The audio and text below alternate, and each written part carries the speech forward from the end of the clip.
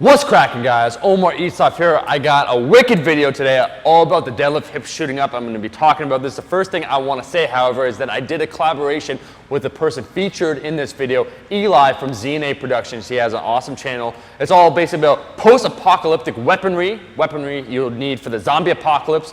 I did a collaboration where basically I got to smash a bunch of cool shit as the Vanquisher. You should check out that video. Link's going to be in the description. Honestly, probably the most fun I've had out of any collaboration because I like hitting shit with heavy objects, not going to lie. And good to see that all the strength training paid off. Eli has been training. Recently, he started taking up the deadlift. I've been coaching him. And in person, I was able to quickly identify his major problem, which was his hips shooting up when it came to the deadlift. And there's a lot of different variations or factors that play into this. I'm going to talk specifically about him, what we did to fix his deadlift. Also, I'm going to use myself as an example because when I was first moving up in weight, simply put, I didn't know how to brace properly. My quads were too weak. I lost my position. We always want good positioning. As Brett Gibbs would talk about, the deadlift is kind of a one-piece pickup, right?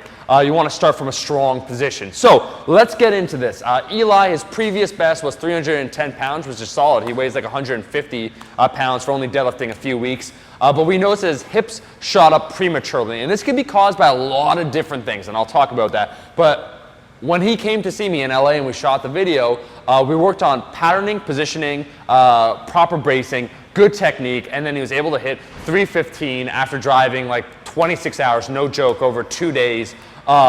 Just smoked it with the same speed and whatnot. So let's get into this.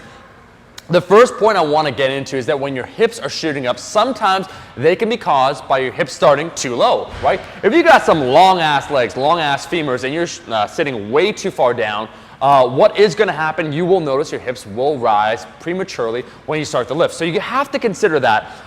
It's all about trying to create tension in your system before you lift, however. So we got kind of three things really to talk about. Like your lats, you want to make sure your lats are set and tight so they're pulling the bar in, keeping it close to you so the bar doesn't shoot forward. That is a factor. If you're loose with your arms, with your lats, what's going to happen? The bar can drift forward in front of you. Your hips will then rise to compensate. The second thing that can happen is if you brace incorrectly or you just don't have like a tight, strong stomach, what will happen? You'll kind of turtle up instead and your lower back will tend to take over. So this guy's that antagonist, it's kind of bracing from the front. When you don't have this going on, then your hips shoot up in order to compensate. And then the third factor obviously then is quads, having weak quads, garbage quads. So then what will happen, you go to your posterior chain with your setup, or maybe your squat. If you're an individual where you could deadlift a decent amount, but your squat just isn't up there, this could be a factor for you, right? Where you don't properly know how to utilize your quads, that cue maybe of pushing through the floor, it's just not syncing up for you. So those are three factors when it comes to hips shooting up. But the bottom line when it comes to this is that you want two things. You want the bar essentially over your midfoot and you want your scapula over the bar. Those two things are going to ensure that when it comes to your weight, when it comes to your distribution, when it comes to you pulling, you're pulling from an effective position. Anytime it gets a little screwy, like let's say the bar is too far in front of you or your lats aren't tight, so the bar drifts forward, then your hips are going to shoot up to compensate for that. And when your core is not tight, when you're not braced properly, then essentially your back does more of the work, so your hips again will rise to compensate. It really comes down to a poor setup. So there's a few different things that we can do. I'm going to use Eli as an example, what we did with him in order to fix this. The first thing is learning to breathe properly, right? A lot of guys that use a belt prematurely, they're chest breathers, right? They breathe up here, and what happens, they take a big breath up here, they're not tight down here, and what happens is then with their core, their back shoots up, their L5 shoots the fuck out of their back, and they are done deadlifting. And that's what happens. So you want to make sure that you're bracing effectively. I have a video on that. I'll link that in the description that goes all over that. But essentially, brace effectively in order to counteract the movement that you're doing. Because really what you're doing, you're pushing down with the quads, with your legs. Your lats are keeping the bar tight, close to your body, and your core is bracing to make sure that your spine essentially is neutral. So those are the three factors, like spine being neutral, core being braced. As a result, lats helping to keep that bar tight, keeping that tension in the system, and then your legs pushing off the ground, and you keep the bar close to you as you come up, and then finally your glutes and whatnot, leading to that hip extension to bring the bar closer to the hips. That is what a deadlift fundamentally boils down to. So for Eli, what we had to do, he was tight. So when you can't get that hip extension, when you don't know how to, get that hip extension, use your hips, it feels a little wonky. people tend to use their lower back instead of using their like glutes and hamstrings. So I had him do some quick activation stuff, like really feel it, like loosen up his hips, basically mobility stuff, breathing technique for his core. I had him work on mobility where it's tight, like his lower lumbar. Essentially, remember guys, it's like this. I'll make another video on this. But if this is your back and this is your hips, when they get tight, when they move, when one wants to move, so when your back wants to move, your hips will tend to move too. So instead of moving, you know, freely at separate times, they'll move together. So they kind of get locked into place together.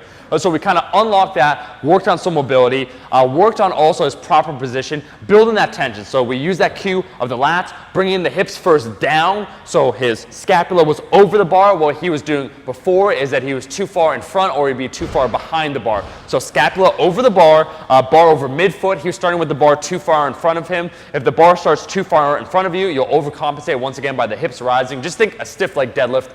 And so we changed the bar position, changed where his scapula was. We made sure his lats were tight. He learned about bracing. We loosened up the hips a little bit, so he got some of that hip extension.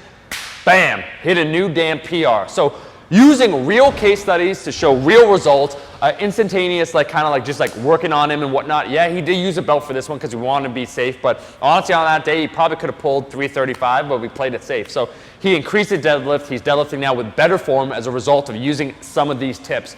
The bottom line I want to say, however, is that sometimes, again, you got to keep in mind, it depends on the individual. If your hips are rising too early, it could be a result of you know, setting up too low. Could be like you're just, you're lanky. It is what it is. But also, a good way to judge it, I'd say, is that if your hips are rising a lot faster than your shoulders, and if you're lifting up in your hips, when your hips are shooting up, if your knees are also shooting back, that's kind of a bad sign, right? If instead they're, you know, your hips are just like, you got some big ass like femurs and whatnot, and your hips are rising a lot, but your shoulders are rising too, that's fine. But if you feel the load all in your lower back, that is one of the sure signs that you need to really improve your form. You always want to lift effectively. I learned this in 2013 after I took a year off of heavy lifting to really focus on patterning and get better form, and I increased my deadlift the following year by 40 pounds. This shit is real. This shit produces results. This is the hips rising on the deadlift. You guys have been wanting a deadlift video. Haven't really talked too much about the specific topic. Hope I broke it down effectively. Thank you so much for watching this video. If you liked the video, you're already here, you're at the end, you're ready to deadlift now. Make sure to like the damn video, show your support, and also check out the video I did with Eli, me smashing zombies. Link will be in the description. And I'll be seeing all you guys, my rascals, in that next video. Peace!